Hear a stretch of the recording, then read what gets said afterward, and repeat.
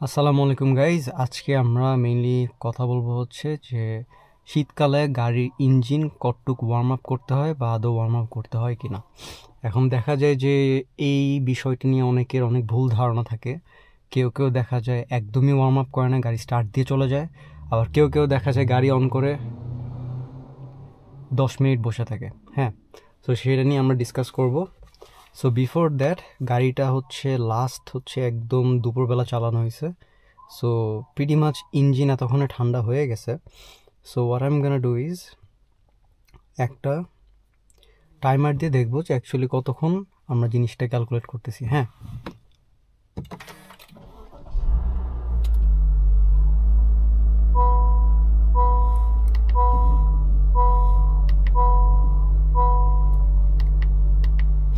আচ্ছা। So right now you guys can see যে RPM almost 1500 RPM এর কাছাকাছি।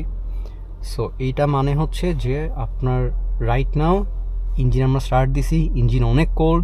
সো ও একটু আরপিএম বাড়ায়, একটু রিচ ফুয়েল মিক্সচার, মানে হচ্ছে আপনার তেল নর্মালি যা ইউজ করে তার থেকে একটু বেশি তেল ইউজ করবে। সো একটু রিচ ফুয়েল মিক্সচার ইউজ করে আপনার ইঞ্জিনটাকে তাড়াতাড়ি ওয়ার্ম আপ করা ট্রাই করতেছে। সো এই জন্য দেখবেন যে কোল্ড স্টার্ট আপ যে জিনিসটা বলা হয়, গাড়ি কোল্ড থাকলে দেখবেন যে এক্সস্ট থেকে একটু বেশি সাউন্ড বাইর হয়, রাইট? সেটা হচ্ছে রিচ ফুয়েল মিক্সচার ইউজ করার জন্য।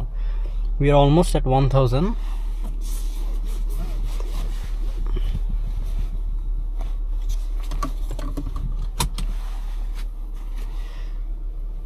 আচ্ছা, সো এই আরপিএমের ইয়েটা কমে অলমোস্ট 800 to 900 আরপিএমে যে থামবে। এখন you guys can see already 1 minute হয়ে গেছে। সো বেসিক্যালি বুঝতে পারতেছেন 30 সেকেন্ডস টু 1 মিনিট এরকম একটা টাইম যে আপনার আরপিএম কমে যাবে, রাইট? কিন্তু এবার আসি গাড়ি ওয়ার্ম আপ করা লাগে কিনা অ্যান্ড কতক্ষণ ওয়ার্ম আপ করা লাগে। সো ম্যাক্সিমাম গাড়ি যেসব ইঞ্জিন অয়েল ইউজ করে বাংলাদেশে, ফর এক্সাম্পল 5W30, 10W30 বা আপনার 0W20, যাই বলেন না কেন, জিনিসটা এই 5W যে জিনিসটা মিন করে, এটা আপনার একটা টেম্পারেচার দেওয়া থাকে যে আপনার এত ডিগ্রি সেলসিয়াস থেকে এত ডিগ্রি সেলসিয়াসের মধ্যে অয়েলটার, ইঞ্জিন অয়েলটার প্রপার যেই প্রোটেকশন ক্যাপাবিলিটিস সেটা মেনটেন করতে পারবে। হ্যাঁ, এখন বাংলাদেশে খুব রেয়ারলি 15 ডিগ্রি সেলসিয়াসের নিচে আপনার টেম্পারেচার নামে। সো সেই ক্ষেত্রে যখন টেম্পারেচার 15 ডিগ্রি সেলসিয়াসের উপরে, normally let's say 5 degree Celsius, হ্যাঁ, সো আপনার যদি টেম্পারেচার 5 ডিগ্রি সেলসিয়াসের উপরে থাকে, দেন আপনার ইঞ্জিন স্টার্ট দিয়ে আপনি চলা শুরু করলেও দ্যাটস কমপ্লিটলি ফাইন, কিচ্ছু হবে না ইঞ্জিনের।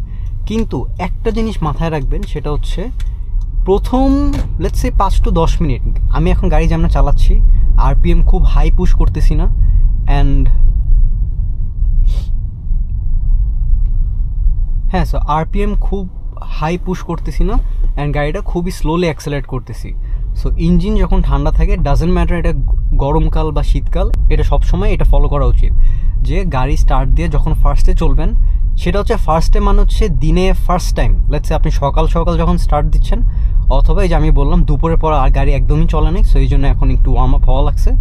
সো সেই ক্ষেত্রে আপনার গাড়ি স্টার্ট দেওয়ার পর যখন চালাবেন, একটু স্লোলি অ্যাক্সেলারেট করবেন। হ্যাঁ, ইঞ্জিনের উপর খুব বেশি স্ট্রেস ফেলাবেন না। এখন মডার্ন ইঞ্জিনস যেগুলো ইউজুয়ালি 2004 অ্যান্ড অ্যাবভ, সেগুলোতে আপনার ইঞ্জিন অন করেই আপনি ইনস্ট্যান্টলি চাইলে চলে যেতে পারেন। লেটস সে 5 সেকেন্ড ওয়েট করছেন ম্যাক্সিমাম, তারপর আপনি গাড়ি স্টার্ট দিয়ে চলে যেতে পারেন। হ্যাঁ, no need to warm up your engine.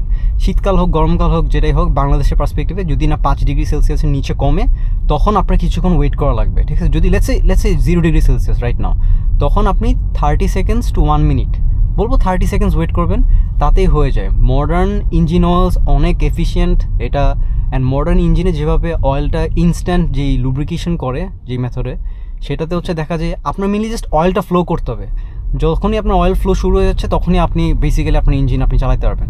But first couple of minutes আপনি একটু স্লো আরপিএমে চালাবেন। আমি একটু বেশি স্লো চালাচ্ছি রাইট নাও, এখন এখানে জোরে চালানোর কোনো এক্সকিউজ নাই। So let's say below 3000 RPM রাখেন।